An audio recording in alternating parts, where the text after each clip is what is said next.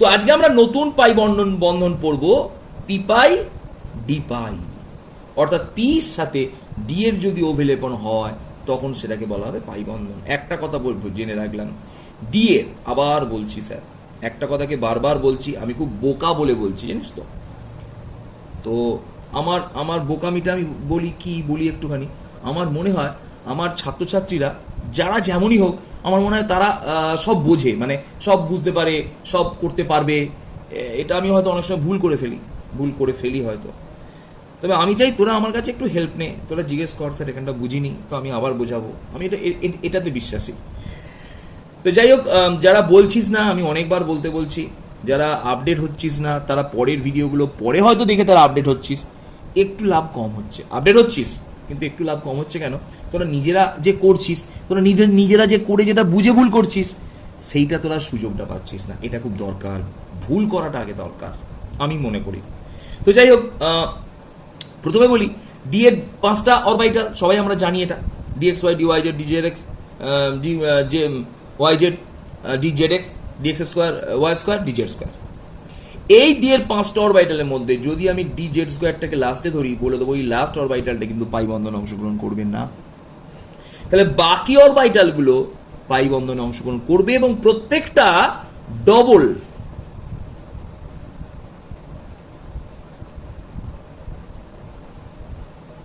Dumbbell set,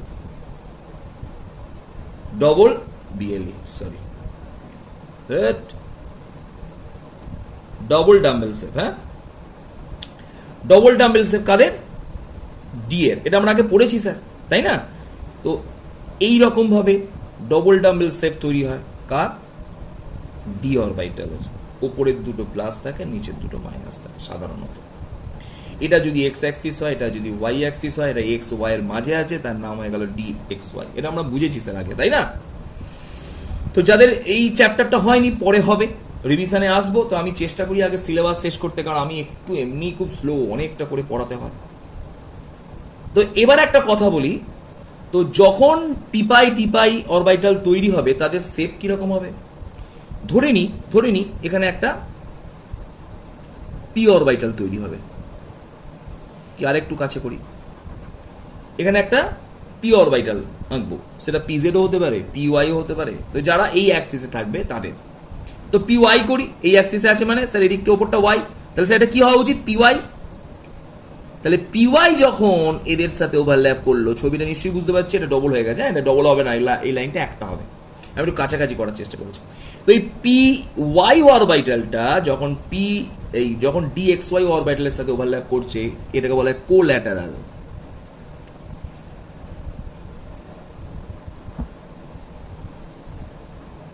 এই collateral যখন মানে পাশাপাশি সাইড ওয়াইজ ওভারল্যাপিং হবে, তখন এদের মধ্যে যে ওভারল্যাপিংটা হবে, এই ওভারল্যাপিংটাকে আমরা তখন বলবো পি পাই ডি পাই, পি পাই ডি পাই ওভারল্যাপিং। তো পি পাই ডি পাই ওভারল্যাপিং যেমন আমরা সালফার ডাইঅক্সাইড দিয়ে ভাবতে পারি, খুব ইম্পর্টেন্ট সালফার ডাইঅক্সাইড। পি পাই ডি পাই ওভারল্যাপিংটা একবার দেখে নি, সালফার ডাইঅক্সাইডের কিরকম ফর্মেশন হয়। তো সালফার ডাইঅক্সাইডের গঠন যদি করতে চাই, আমরা এর আগে কিন্তু সালফার ডাইঅক্সাইডের গঠন বুঝে গেছি, ক্লিয়ার? এটা করতে পারবো আমরা স্যার।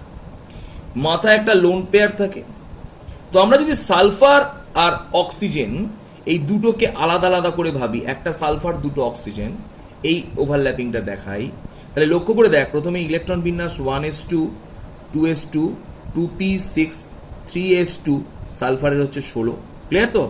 10, তাহলে 3p4, আর অক্সিজেনের হচ্ছে 2s2 2p4, clear?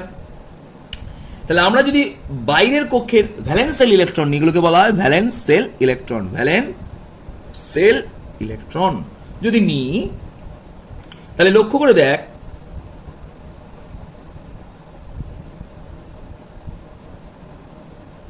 Three S A দুটো, 1 2 3 4টে।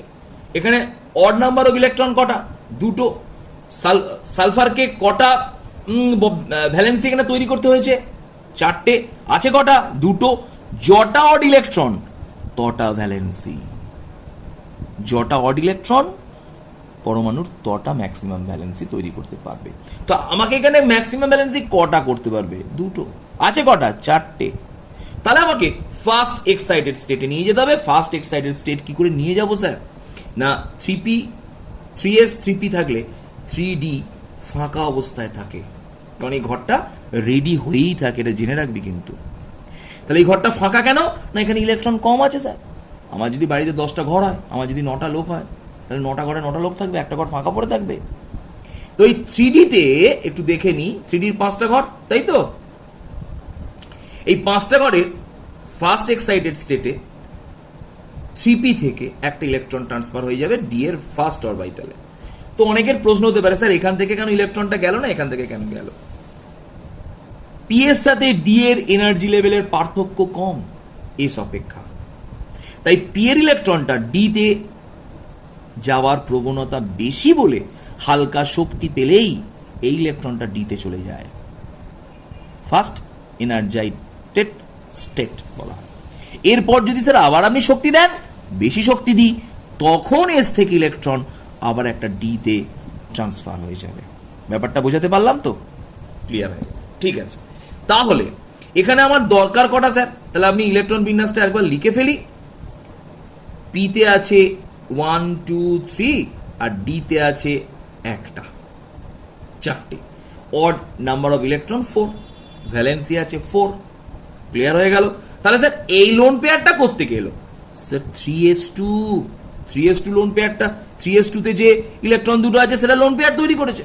তারা বন্ডিং গঠনে অংশগ্রহণ করেনি, তারা লোন পেয়ার। যারা বন্ড গঠনে অংশগ্রহণ করে না তারা লোন পেয়ার।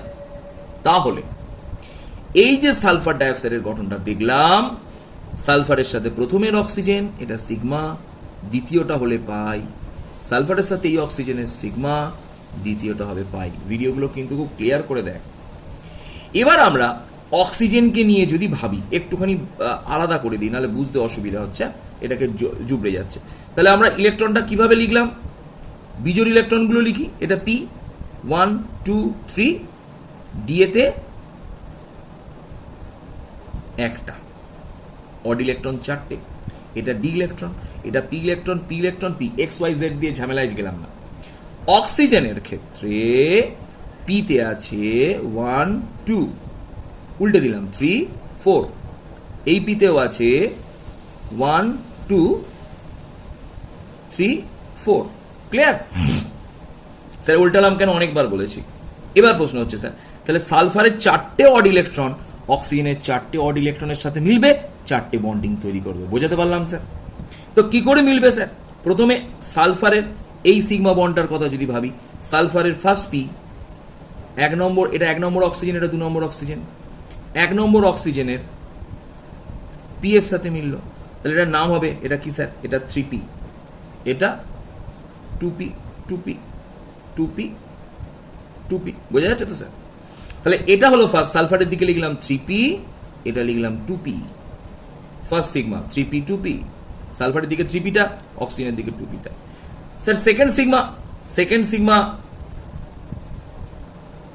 3pর সাথে সিগমা সেলের সাথে 2 নম্বর অক্সিজেন, তাহলে 2 নম্বর অক্সিজেনের ফার্স্ট 2pর সাথে কি নাম হবে স্যার? এই সিগমাটার কি নাম হবে? 3p-2p। পায়ে চলে যাই, ফার্স্ট অক্সিজেনের সঙ্গে সেকেন্ড বন্ধন, পাই বন্ধন। তাহলে পাইটা কিভাবে তৈরি করবে? থার্ড অড ইলেকট্রন স্যার অক্সিজেনের লাস্ট পি এর সাথে যুক্ত হবে। তাহলে স্যার এর নাম কি হবে? লিখছি স্যার, সালফারের দিকে 3p, অক্সিজেনের দিকে 2p। ঠিক একইভাবে এই লাস্ট ইলেকট্রনটা, ডি ইলেকট্রনটা কার সাথে যুক্ত হবে? 2 নম্বর অক্সিজেনের লাস্ট পি। স্যার এটা তো এইটা তো স্যার যুক্ত হয়ে গেছে, তাহলে একটাই অড ইলেকট্রন পড়ে আছে যুক্ত হওয়ার জন্য, তাহলে ওই লাস্ট ইলেকট্রনের সাথে এসে যুক্ত হয়ে যাবে। দিয়ে কি উৎপন্ন করবে স্যার? এই বন্ডিংটা কি উৎপন্ন করবে একবার দেখে নি, 3d 2p। ক্লিয়ার হয়ে গেল স্যার? ক্লিয়ার করে নিলে কিন্তু একদম ক্লিয়ার, জিনিসগুলো কিন্তু খুব ধরে ধরে বোঝাচ্ছি, ক্লিয়ার করে নে। তার মানে সালফার ডাইঅক্সাইডে যে 4টে বন্ধন পাওয়া গেল, তার মধ্যে সিগমা পাওয়া গেছে 2টো। ফার্স্ট সিগমাটা ছিল স্যার এইটা 3p 2p সিগমা, সেকেন্ড ছিল এই সিগমাটা 3p 2p সিগমা। পাই বন্ধন 2টো, ফার্স্ট পাই ছিল এটা 3p 2p পাই, তাই তো? 3p পাই 2p পাই, এরকম করে লেখা হয় 3p পাই, 2p পাই। আর লাস্টেরটা যেটা আমরা আজকে পড়ছি, লাস্ট, এটাই ইম্পর্টেন্ট, এটার জন্যই আমরা পড়ছি, 3d পাই 2p পাই। তাহলে এখানে আমরা যে লাস্ট বন্ডিংটা পেলাম, সালফারের সঙ্গে দ্বিতীয় অক্সিজেনের যে বন্ডিংটা পেলাম, সেকেন্ড বন্ডিংটা পাই, এবং সেটাই হলো পি পাই ডি পাই। এটাকেই আমরা বলি পি পাই ডি পাই ফরমেশন। মানে একটা পি অরবিটালের সাথে একটা ডি অরবিটালের যখন ওভারল্যাপ হবে তখন সেটাকে বলা হবে পি পাই ডি পাই ওভারল্যাপ। ক্লিয়ার হয়ে গেল? বোঝাতে পারলাম? ডি পাই বন্ড কি? দুটো যখন ডি অরবিটাল, কিরম ধরনের ডি অরবিটাল? একই সজ্জাযুক্ত, কম্বিনেশন যুক্ত ডি অরবিটাল, অর্থাৎ যাদের মধ্যে পাশাপাশি কোল্যাটারাল বা সাইড ওয়াইজ ওভারল্যাপ করা সম্ভব। যেমন, বুঝতে পারছি না, যেমন হচ্ছে, বুঝে নি ব্যাপারটা একটু। যেমন আমি একটা ডি অরবিটাল ছবি আঁকছি,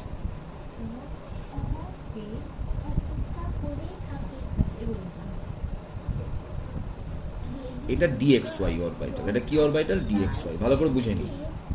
এর পাশে আমি আর একটা ডি অরবিটাল আঁকলাম, এটা X, এটা Y, তাহলে এটা কি অরবিটাল হবে?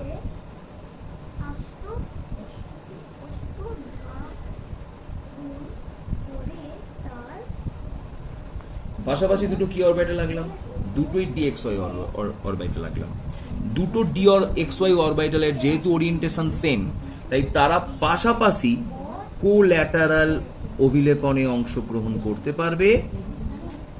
তার ফলে এখানে দু জায়গায়, ওপরে এবং নিচে, যে ধরনের অরবিটাল তৈরি হবে তখন সেই অরবিটালগুলোকে কোল্যাটারাল যে ওভারল্যাপিং হবে, সেই কোল্যাটারাল ওভারল্যাপিং বা সাইড ওয়াইজ ওভারল্যাপিংকে আমরা ডি পাই বন্ড বলবো।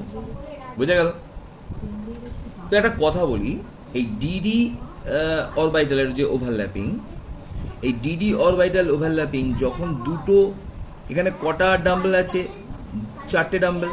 যখন দুটো ডাম্বেল পরস্পরের সাথে ওভারল্যাপিং হবে তখন এটা সিম্পল ডিডি পাই বন্ডিং হবে।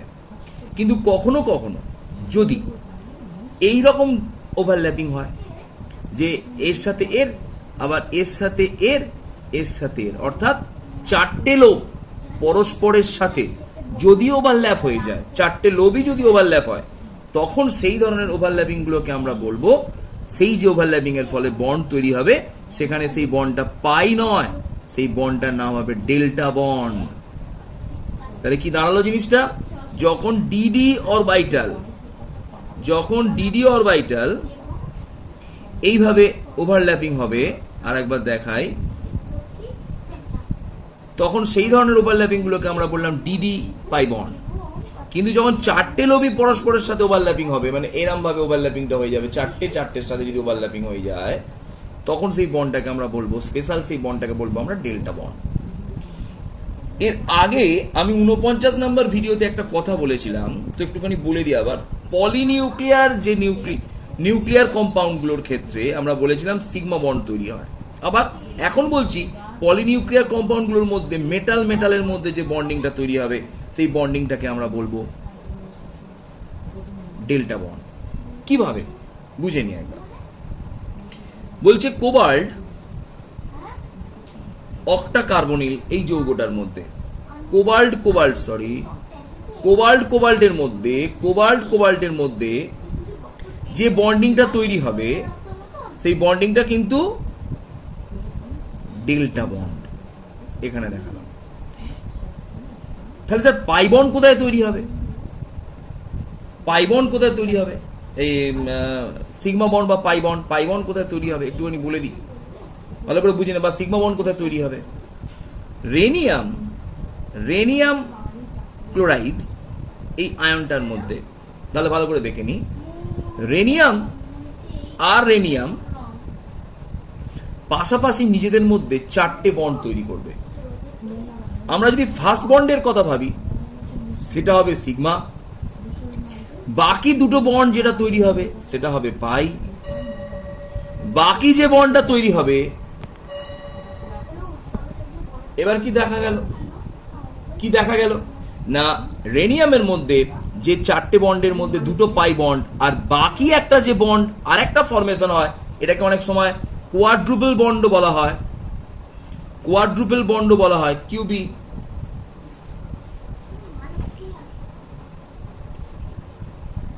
এটাকে কোয়াড্রুপল বন্ড বলা হয়। তো এই চতুর্থ যে বন্ডটা তৈরি হয় সেই বন্ডটা কিন্তু ডেল্টা বন্ড। তাহলে রেডিয়াম ক্লোরাইডের মধ্যে যে বন্ডগুলো আমরা পেলাম 2টো রেডিয়ামের মধ্যে, তাহলে একটা সিগমা বন্ড তৈরি হলো এবং এই সিগমা বন্ডটা কিন্তু ডিজেড স্কোয়ারের মধ্যে তৈরি হয়, প্রচন্ড ইম্পর্টেন্ট। বাকি 2টো পাই বন্ড ডিপাই বন্ড তৈরি হয়, আর বাকি যে বন্ডটা তৈরি হলো সেটাকে আমরা বলবো ডেল্টা বন্ড। অর্থাৎ এখানে ওই 2টো ডি অরবিটাল পরস্পরের সাথে 4টে লোবই ওভারল্যাপিং অংশগ্রহণ করবে। তার মানে আমরা এটাতে 4টে উদাহরণই পেয়ে গেলাম। ডিপাইয়ের উদাহরণ সাধারণত আসেই না, তো ডিপাই বেশি আসে। তো আমরা আজকে একটা প্রশ্ন ফার্স্টে দিয়ে দিলাম কিউ, তো আমরা এটা বুঝে গেলাম, ব্যাপারটা ক্লিয়ার হয়ে গেল, বুঝিয়ে দিলাম। তাহলে কোয়াড্রুপল বন্ডও কিন্তু হতে পারে খুব রেয়ার কেসে। তাহলে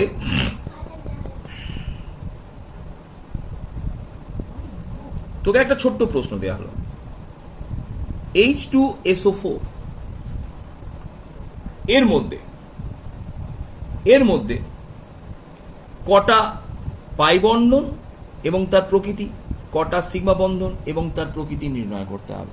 কিভাবে করব? আমরা H2SO4টা বুঝিয়ে দিচ্ছি, H3PO4টা তোরা আমাকে অ্যান্সার দিয়ে পরের ভিডিওয়ে দেখাবি। ক্লিয়ার? তো আমরা ফার্স্টে সেন্ট্রাল অ্যাটমকে আলাদা করে নিলাম। সালফারের 16, 1s2, 2s2, 2p6, 3s2, 3p6, তো 4। ক্লিয়ার হয়ে গেল? ঠিক করেছি তো? তাহলে আমরা এর ইলেকট্রন বিন্যাসটা একবার দেখে নিই। 1টা 2টো 3টে 4টে 5টা 6টা। তো H2SO4 এর লুইস ডট থেকে আমরা এর গঠনটা ফার্স্টে রেডি করে নিই। লুইস ডটের গঠনগুলো আমরা একটু দেখে নিই। ফার্স্টে সালফার এস, এখানে একটা অক্সিজেন, এখানে একটা অক্সিজেন, এখানে একটা অক্সিজেন, আর এখানে একটা অক্সিজেন। এই ছিল H2SO4 এর গঠন। তো সালফারের এখানে কটা ভ্যালেন্সি দেখতে পাচ্ছি? 1 2 3 4 5 6। সালফার কটা ভ্যালেন্সি তৈরি করেছে? 6টা। অক্সিজেনের প্রত্যেকজনের ভ্যালেন্সি 2টো, হাইড্রোজেনের ভ্যালেন্সি 1টা। তো আমরা সালফারটাকে এখানে অড নাম্বার অফ ইলেকট্রনস কটা দেখতে পাচ্ছি? 2টো। তাহলে এখানে ভ্যালেন্সি সালফার কটা করতে পারবে? 2টো। তাহলে আমরা যদি ফার্স্ট এনার্জাইটেড স্টেটে নিয়ে যাই, তাহলে এখান থেকে একটা ইলেকট্রন, যেহেতু সালফার 3p আছে তাই এর 3d খুলে থাকে, অর্থাৎ ফাঁকা থাকে, অনেকবার বলেছি। তাহলে ফার্স্ট এনার্জাইটেড স্টেটে ইলেকট্রন এখানে যাবে। আরো উদ্দীপিত করলে তখন নাম্বার অফ অড ইলেকট্রনস হবে 4টে। আমার চাই 6টা ভ্যালেন্সি। তাহলে দ্বিতীয় সেকেন্ড এনার্জাইটেড স্টেটে গেলে আর একটা ইলেকট্রন, আর একটা ডি অরবিটাল, ফাঁকা ডি অরবিটালে অড ইলেকট্রন রূপে প্রবেশ করবে। তখন ইলেকট্রন বিন্যাসটা হবে, একবার দেখে নি, 3s একটা, 3p 1 2 3, 3p 3p 3p, প্রত্যেকটা ঘরকে 3p বলছি আমরা। আর 3d ইলেকট্রনে 2টো ইলেকট্রন থাকবে, নাম 3d 3d। তাহলে মোট এখানে অড ইলেকট্রন 6টা। এবার তাহলে সালফার এই অবস্থায় কেন সালফারকে নিয়ে যেতে হলো সবাই বুঝতে পেরেছিস? সালফারের ম্যাক্সিমাম ভ্যালেন্সি এখানে 6, তাহলে 6টা অড ইলেকট্রন তৈরি করতে হবে। তাই আমাদের ফার্স্ট এনার্জাইটেড স্টেটে না গিয়ে আমরা ফার্স্টের পরেও সেকেন্ড অবধি আমাকে যেতে হলো। এবার চলে যাচ্ছে অক্সিজেন। এর সঙ্গে কটা অক্সিজেন যুক্ত আছে সেরকম নাম্বারিং করলাম, 1 2, তারপর দিলাম 3 4, 4টে অক্সিজেনের 4টে নাম্বারিং করলাম। তাহলে এটা 1 নম্বর অক্সিজেন, এটা 2 নম্বর অক্সিজেন, এটা 3 নম্বর অক্সিজেন, এটা 4 নম্বর অক্সিজেন। প্রত্যেকটা অক্সিজেনের শুধু পিটা আগলি কাজ মিটে যাবে, কারণ অক্সিজেনের ভ্যালেন্সি 1 2 2 2। ঠিক সেম ভাবে 1 2 2, 4টে অক্সিজেনকে আমরা একভাবে দিলাম। কিছু অসুবিধা হওয়ার কথা নয় তো স্যার? বুঝতে পারছি সবাই? ইলেকট্রনগুলোকে উল্টে নিয়েছে, আমার নিজের মতো করে নিয়েছে। ক্লিয়ার? তাহলে যে এখানে তাহলে প্রত্যেকটাই হচ্ছে 2p 2p 2p 2p sir দুটো ইলেকট্রন রাখলেন কেন, এর বাড়ালেন না কেন? না এর এনার্জাইটেড স্টেট করা যাবে না, কারণ এর ডি অরবিটাল নেই। আর 2 নম্বর সালফারের ডি অরবিটাল নেই বলেই সালফার ভ্যালেন্সি ম্যাক্সিমাম 2 দেখায়, তাই দুটো অল ইলেকট্রন থাকলে এর কাজ মিটে যায়। প্রত্যেকটাই নাম দিলাম 2p 2p 2p 2p 2p 2p। XYZ আর দিলাম না, প্রবলেম হচ্ছে, XYZ দিলাম না, তুই নিজে ইচ্ছা করলে বুঝে বুঝে দিতে পারিস। তো প্রথমে আমি একটা একটা করে ধরে বোঝাতে থাকি। সালফার অক্সিজেন, তাহলে সালফারের 1 নাম্বার অক্সিজেনের সঙ্গে আগে চেকিংগুলো করিনি। তো প্রথমে একটা কথা বলি, সবসময় পরমাণুর ফার্স্টে সিগমা বন্ড ফর্মেশন হয়, তারপর পাই বন্ড ফর্মেশন হয়। তাহলে আমরা একটা যৌগের সিগমা তারপরে তার পাইটাকে রেডি করতে পারি না। তাহলে এই সেন্ট্রাল অ্যাটম যতগুলো সিগমা বন্ধন তৈরি করেছে, ফার্স্টে সেই সিগমা বন্ডগুলোকে রেডি করতে হবে, তারপর পাই একটা একটা করে আসবো। ব্যাপারটা বোঝাতে পারলাম? বুঝতে পারবো, যদি বুঝতে না পারিস বুঝতে পারবি। তাহলে সালফারের ফার্স্ট অক্সিজেনের সঙ্গে প্রথমে এটা সিগমা বন্ধন, এটা ফার্স্ট সিগমা বন্ধন। তো এই সিগমা বন্ধনটা কি করে করবে না, সালফার ফার্স্ট থেকে স্টার্ট করব 1s 3s এর সাথে, এটা 1 নম্বর 2 নম্বর 3 নম্বর অক্সিজেন 4 নম্বর অক্সিজেন। ফার্স্টে 2pটাকে কেটে দিলাম, তাহলে এটা হলো ফার্স্ট সিগমা। কি নাম হবে স্যার? ফার্স্টে সালফার বাঁদিকে আছে, তাহলে কি লিখবো? 3s 2p first sigma. Sir এরপরের পাইটা করতে পারবো না, এর পাশে 2 নম্বর অক্সিজেনে আসবো। 2 নম্বর অক্সিজেনের এটা সিগমা বন্ড কিভাবে করবো স্যার? 2p 2 নম্বর অক্সিজেনটা কাটলাম মানে কেটে দিলে আমার গুনতে সুবিধা হবে। এর সঙ্গে 2 নম্বরের ফার্স্ট p অক্সিজেনটা কাটলাম, তাহলে এই সিগমা বন্ডটা কিভাবে তৈরি হয়েছে, সেকেন্ড সিগমা বন্ডটা কিভাবে তৈরি হয়েছে দেখে নিই একবার। সালফারের দিকে আছে 3p, বোঝা যাচ্ছে, অক্সিজেন আছে 2p, তাহলে এটা 2p 3p এর মধ্যে সিগমা। তাহলে আমি পাইটাকে ধরলাম না, ব্যাপারটা বোঝা গেল তো? এবার স্যার থার্ড অক্সিজেন কোনটা? এইটা ফার্স্ট বন্ডটা কি হবে স্যার? সিগমা। সেটা কার সাথে হবে না, এর পরের অক্সিজেন সালফারের এটা, তারপরে থার্ড নাম্বার অক্সিজেন এটা, থার্ডের এই পিটা। তাহলে এই সিগমা বন্ডটা তৈরি হলো কিভাবে? এই সিগমা বন্ডটা তৈরি হলো 3p ড্যাশ 2p, 3pটা দিকে লিখেছি, সালফারটা দিকে আছে বলে। ফোর্থ অক্সিজেনের সঙ্গে ফার্স্ট বন্ডিংটা কি স্যার? সিগমা। তাহলে এই সিগমাটা কি করে লিখবো স্যার? ফোর্থ এই অক্সিজেনটা এর সাথে পেয়ার করবে এই অক্সিজেনটা। বোঝাতে পারছি তো আস্তে আস্তে? হ্যাঁ, এগুলো একটু টাফ, অবশ্যই টাফ, অবশ্যই ভ্যালেন্স বন্ড থিওরি টাফ, আমাদের সিলেবাসে এতটা পড়াও নেই, তোদের সুবিধার জন্য পড়াচ্ছি। ক্লিয়ার? তাহলে এর মধ্যে কি দাঁড়ালো স্যার? সিগমাটা কিভাবে তৈরি হলো একটু দেখিয়ে নি। তাহলে এর সিগমাটা তৈরি হলো 3p 2p, তাহলে 4টে সিগমা তৈরি হয়ে গেল। ক্লিয়ার? এবার স্যার কোন বন্ডে যাব স্যার? অক্সিজেনের হাইড্রোজেনের সঙ্গে বন্ড দেখবো না সালফারের বন্ডগুলো ভাববো? আমরা সেন্ট্রাল অ্যাটমকে চিন্তা করি সবসময়। তাহলে সেন্ট্রাল অ্যাটমে 4টে সিগমা তৈরি হয়েছে, এখনো 2টো বন্ড তৈরি বাকি আছে, তাহলে সেই 2টো বন্ডের কাজ আগে সারবো। সেন্ট্রাল অ্যাটমের কাজ আগে সেরে যেগুলো প্রান্তীয় কার্বন, পেরিফেরাল যে অ্যাটমসগুলো আছে সেইগুলোকে পরে চিন্তা করব। ক্লিয়ার? তাহলে বাকি যে 2টো বন্ডিং আছে কোনটা কোনটা? এইটা আর এইটা। তাহলে এই 2টো বন্ডিং অবভিয়াসলি পাই বন্ড তৈরি করবে, সিগমার পরই পাই। খুব ভালো করে বোঝ, তাহলে কিন্তু ক্লিয়ার হয়ে যাবে। ওই জন্য এর জন্য আমি একটা আলাদা ভিডিও রেডি করে দিলাম যাতে করে বুঝতে সুবিধা হয়, আর তো বোঝাবো না। তাহলে এখানে লক্ষ্য করে দেখ, তোরা আমার আগে এটাকে পজ করেও দেখে নিতে পারিস যে কটা তোরা সিগমা পাই কি কি প্রকারের পেলি। তোরা এটা আমাকে ভিডিওটা পজ করেও করে নিতে পারিস, করে মিলিয়ে দেখে নে যারা বুঝতে পেরে গেছিস। তো দেখা গেল আমি 1 নাম্বার অক্সিজেনের সঙ্গে পাইটার কথা চিন্তা করব। ক্লিয়ার? আমি এই জন্য নাম্বারিং করেছি যাতে করে আমার কোনো গন্ডগোল না হয়। এই সালফারের সঙ্গে এই সালফারের, তাহলে আমি কোন অক্সিজেনটা নেবো? এই অক্সিজেন, এই ইলেকট্রনটা। এই ইলেকট্রনটার সাথে কোন ইলেকট্রনটা নেবো স্যার? আমি 1 নম্বর কথা চিন্তা করছি, তাহলে দ্বিতীয় ইলেকট্রনটা। তাহলে এর সঙ্গে এর কি হবে? পেয়ার আপ হবে। ঠিক আছে তো? এইভাবে পেয়ার আপ হয়ে যাবে, তাই না? গুড, এইভাবে পেয়ার আপ হয়ে যাবে।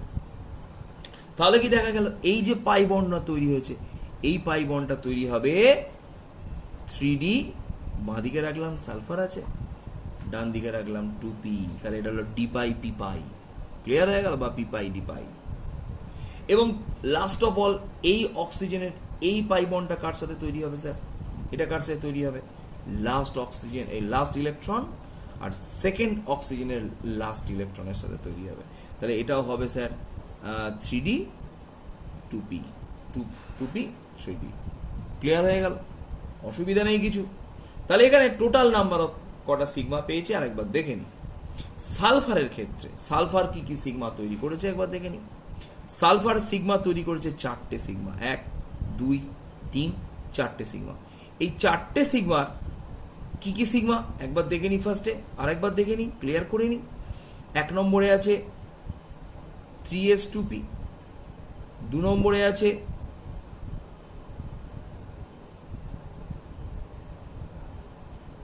2p3p, 3 নম্বরে আছে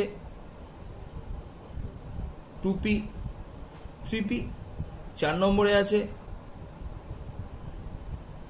ওই 3p2p, যদি এগুলো সবই সেম। ক্লিয়ার? এক লেখাটা ও এদিকে ওদিকের জন্য আমরা আলাদা করে লিখেছি, একই ব্যাপার। তোরা এটা 2p3pও লিখতে পারিস, কিছু ব্যাপার নেই। বাঁ দিকটা বাঁ দিকে, ডান দিকটা ডান দিকে রেখেছি, এটাকে 2p3p লেখা যাবে স্যার। ক্লিয়ার? তাহলে 4টে সিগমা হল। স্যার পাই কটা আছে স্যার? 2টো পাই, পুরো ক্লিয়ার করে দিচ্ছি। তাহলে 2টো পায়ের প্রথম পাইটা কার কার সাথে তৈরি হয়েছে স্যার? 3D পাই 2p পাই। আর দ্বিতীয় পাইটা কার সাথে তৈরি হয়েছে স্যার? এগুলোকেও পাই পাই লেখা যাবে, হ্যাঁ আমি লিখিনি। দ্বিতীয় পাইটা কার সাথে তৈরি হয়েছে স্যার? ঠিক একইভাবে 3D পাই 2p পাই, বা এটাকে 2p পাই 3D পাইও লেখা যেতে পারে। তো এইভাবে ডি পাই পি পাই H2SO4 এর ক্ষেত্রে তৈরি হলো। 6টা বন্ডিং দেখালাম। তো এই যে দুটো অক্সিজেন আছে, এদের কিন্তু এখনো বন্ডিং ক্লিয়ার হয়নি। একটা করে সিগমা বন্ড তৈরি করেছে, অক্সিজেনের 2টো করে বন্ড থাকা দরকার। তাই একটা করে অক্সিজেন আর হাইড্রোজেনের 1s1, অর্থাৎ এই ঘরটা এই ইলেকট্রনের সাথে এই হাইড্রোজেন এবং এই হাইড্রোজেন আমি ক্লিয়ার করে দিলাম, এই দুটো হাইড্রোজেনের 2টো s অরবিটাল 3 নম্বর এবং 4 নম্বর, 3 নম্বর এবং 4 নম্বর অক্সিজেনের 2p'র সাথে সিগমা বন্ধন করে ফেলবে। তাহলে বাকি অক্সিজেন হাইড্রোজেনের সাথে যে সিগমা বন্ডগুলো তৈরি করবে, সেই দুটো সিগমা বন্ড, একটা হবে 2p1s আর একটা হবে 2p1s। এই দুটো সিগমা বন্ধন আরো তৈরি করবে অক্সিজেন। তাহলে এখানে total number of sigma bond কিন্তু 6, এবং সিগমা বন্ড 6 আর পাই বন্ডের সংখ্যা 2, এবং প্রত্যেকটাকে ইন্ডিভিজুয়াল ব্যাখ্যা করে দিলাম। এখানে একটা ছোট্ট কথা এনবি দিয়ে বলে রাখি, এর কারণ আমি আর ব্যাখ্যা করছি না, তোদের অতটা লাগবে না বলে করছি না। সিগমা বন্ডের আমরা স্ট্রেংথ পেয়েছি, পাই বন্ডের আমরা স্ট্রেংথ পেয়েছি। আজকে একটা নতুন রুল শেখাচ্ছি। সব থেকে বেশি স্ট্রেংথ সিগমা বন্ডের, বন্ড স্ট্রেংথ, তারপর ডেল্টা বন্ডের, তারপর পাই বন্ডের, শিখে রাখলাম স্যার। আর 2 নম্বর হচ্ছে পাই বন্ডের স্ট্রেংথ গুলো একবার দেখে নি। স্ট্রেংথ অফ পাই বন্ড ফার্স্টে খুব খুব ইম্পর্টেন্ট, খুব ইম্পর্টেন্ট। এর একটা প্রশ্ন দেবো আমি স্যার। 2 পাই 2p 2p 2p পাই 2p পাই গ্রেটার দেন 2p পাই 3d পাই গ্রেটার দেন, এটাকে আমরা এখানে নিয়ে চলে আসছি। ক্লিয়ার? 2p পাই 3p পাই গ্রেটার দেন 3p পাই 3p পাই। একটা কথা বলে রাখি, ভালো করে শুনে নে সবাই, মন দিয়ে শুনবি। 3p 3p এই অরবিটাল দুটোর মধ্যে সিগমা বন্ড হওয়া কিন্তু খুব ইজি, কিন্তু 3p 3p'র সাথে এদের ডিস্টেন্স এত বেড়ে যায় যে পাই বন্ধন ফরমেশন প্রায় হয় না, খুব কম ক্ষেত্রে হয় কিন্তু, বলে রাখলাম। তাই 3p পাই 3p পাই ফরমেশন খুব রেয়ার। এর উপর ভিত্তি করে কিছু প্রশ্ন আসে, আমি 2টো প্রশ্ন দিয়ে রাখছি পরের ভিডিওতে অ্যান্সার দেবার জন্য। ক্লিয়ার? তাহলে প্রশ্নটা হলো কার্বন ডাই অক্সাইড তৈরি হতে পারে গ্যাসীয়, কিন্তু সিলিকন ডাই অক্সাইড এটা গ্যাসীয় হলেও সিলিকন ডাই অক্সাইড, এটা ইম্পর্টেন্ট প্রশ্ন বলেই দেওয়া হচ্ছে, এটা তো অনেক জায়গায় পাবি, কেন পেলি এই প্রশ্নটা ইম্পর্টেন্ট। কার্বন ডাই অক্সাইড গ্যাসীয়, কিন্তু তারই সমগোত্রীয় সিলিকন, তার অক্সিজেন কেন কঠিন, অক্সাইডটা কেন কঠিন। 2, O2 তৈরি হলেও S2 কেন তৈরি হয় না, মানে আমি বলতে চাইছি এস এর সাথে ডবল বন্ড দিয়ে এইভাবে কেন কোনো কম্পাউন্ড তৈরি হয় না। এর অ্যান্সারগুলো চেষ্টা কর, পাই বন্ডিং দিয়ে ভাবার চেষ্টা কর, অর্থাৎ অক্সিজেনের মধ্যে প্রথমটা সিগমা, এটা নিয়ে ঝামেলা নেই, দ্বিতীয় বন্ডিংটা পাই, এটা ফরমেশন হবে কি না। তারা কিন্তু পরে তাদের অসুবিধা হবে, তাদের যখন পরে প্রবলেমগুলো হবে আমার পক্ষে কিন্তু আবার ওইখান থেকে বোঝানো সম্ভব হবে না। যে ফার্স্টের প্রশ্নটা ছিল 53 নম্বর 52 নম্বর ভিডিওতে, কার্বন ডাইঅক্সাইড গ্যাস হলেও সিলিকন ডাইঅক্সাইড কঠিন অবস্থায় থাকে কেন, এগুলো আমরা ভ্যালেন্স বন্ড তত্ত্ব দিয়ে ব্যাখ্যা করতে পারছি। কিভাবে ব্যাখ্যা করব, কেন এটা শেখাচ্ছি, তার কারণটা আমি বলে দিচ্ছি। আমরা এখানে কার্বন ডাইঅক্সাইডের যেহেতু আগে গঠনটা দেখে নিয়েছিলাম, সেহেতু গঠনটাকে আবার দেখিয়ে দিলাম। কার্বন ডাইঅক্সাইডের মধ্যে সিগমা বন্ড ফর্মেশনটা হওয়ার পর যখন পাই বন্ড ফর্মেশন হয়, তখন দুটো পাই বন্ডই 2p2pর মধ্যে হয়, অর্থাৎ কার্বনের 2pর সাথে অক্সিজেনের যে 2p, সেই 2p2p ফর্মেশন হয়, অর্থাৎ পাই বন্ধনটা 2p2p অরবিটালের মধ্যে হয়। কিন্তু সিলিকন ডাইঅক্সাইডের ক্ষেত্রে যদি আমরা এই ভাবে গঠনটা ভাবি, তাহলে দেখব সিলিকনের যে পাই বন্ধনটা, এটা একটা পাই আর এটা পাই, কেন প্রথম দুটো সিগমা হয় তারপর একটা পাই হয়, তো এই পাই বন্ধনটা 3p3pর মধ্যে হচ্ছে, 3p2pর মধ্যে হচ্ছে। যেহেতু এটা 3p2pর মধ্যে হচ্ছে, আমরা আগে এটা দেখিয়েছিলাম যে এই যেখানে দেখে নি 3p পাই আর 2p পাইয়ের বন্ড স্ট্রেংথ জাস্ট 3p পাইয়ের আগে, মানে একবারে যেটা হয় না তার আগে, 3p সাধারণত হয় না তার আগে অবস্থান করছে বলে এর বন্ড স্ট্রেংথটা, তাহলে আমরা অর্ডারটা কি দেখলাম, একেবারে কম। তাই এখানে লক্ষ্য করা গেল সিলিকন ডাইঅক্সাইড গঠন করার সময় কার্বনের মতো CO2 এই গঠনযুক্ত হতে পারে না, কারণ এখানে এই পাই বন্ডটা আর এই পাই বন্ডটা ফরমেশন হওয়ার সুযোগ থাকে না, বন্ড স্ট্রেংথ খুব কম বলে। তাই দেখা যায় সিলিকন, একটা সিলিকন 4টে অক্সিজেনের সাথে সিগমা বন্ডের মাধ্যমে যুক্ত থাকে, যার ফলে সবগুলো সিগমা বন্ড হওয়ার কারণে সিলিকনের এই পরমাণুগুলো কাছাকাছি আসে এবং সিলিকন কঠিন হয়। বোঝা গেল? কারণটা বুঝিয়ে দিলাম। ঠিক একইভাবে যদি আমরা দেখাই যে অক্সিজেন O2 গঠন করে এইভাবে, এই পাইটা 2p2p পাই, কিন্তু সালফারের ক্ষেত্রে যদি এই বন্ডটা ফরমেশন হতে হয়, তখন সালফার এই পাই বন্ডটা, প্রথম বন্ডটা সিগমা, দ্বিতীয় বন্ডটা পাই, নিশ্চয়ই আগের ভিডিও দেখে বোঝা যাচ্ছে, এই পাই বন্ডটা 3p3p পাই হবে। তোরা একবার দেখে নিবি নিজেরা করে। যেহেতু এটা 3p3p পাই, এটা ফরমেশন কখনোই হয় না, কিন্তু কিছু রেয়ার স্টেটে আমরা S2 পেতে পারি। যেহেতু সাধারণভাবে এই 3p3p পায়ের বন্ড স্ট্রেংথ এত উইক যেটা গঠিত হতে পারে না, তাই সাধারণত S এই বন্ডের, পাই বন্ডের কোনো অস্তিত্ব থাকে না। সাধারণত সালফার S8 একটা জিগজ্যাগ মডেল করে অবস্থান করে।